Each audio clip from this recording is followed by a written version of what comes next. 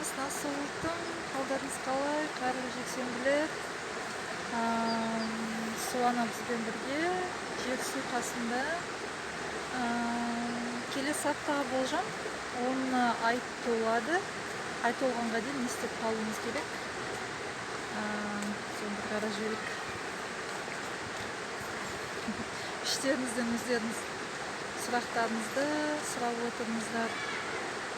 Көптен бері шешімі табылмай жатқан, болмаса бірдеме бұзылады, бірдеме айырыласыздар, бірдемеден құтыласыздар.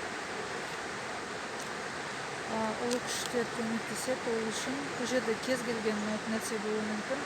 Көптен бері бірдемені шешімін таба алмай жатсаңыздар, шешімін табасыздар. Ауруыңызға ем, шипа таппай жатсаңыздар, табасыздар.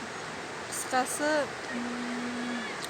мерзімі жетті, шешімі келді. Бұл жерде қиын жағдайлар екен.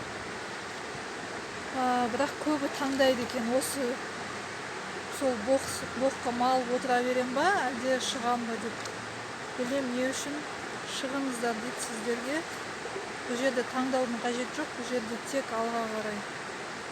Не, сол кезде ұтасыздар. Тағы не? Мына жерде сезім. Сезім, не дейді сезімдер? Бақ шіркін, біреуге үлкен махаббат келатыр. Танысасыздар. Қай жерде? Оны айтпаймыз дейді. Бұл жерде тұрасыздар, күтіп, кезекті, болмаса бір қоғамдық көлікте бірдемен күтіп тұрғанда. Мына жақта бір керемет ер азамат келатыр. Құдай қаласа, Құдай бұйыртсын. Бірден махаббат, бірден мынандай I love you болады деп па. Өмірлеріңіз 180 градусқа өзгереді. Бірден бөпе аяқтарыңыз ауыр болады, оталасыздар. Мына жақта деген кәдімгі ертек болып кетеді, ертектегідей. Мына жақта біреудің қарыздары бар екен.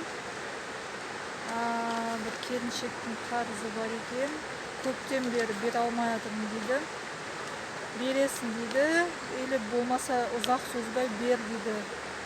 Мұндай бір әйелдер шығып жатыр, не дейді болады? Отбасында аналарыңызға уайымдап отыр екен, аналарыңызға хабарласып қойыңыздар. Сарғайтып күткізіп қоймай. Мына жерде бір қастандықтар дейді. Ол жасалған қастандықтарына жазасын алады екен.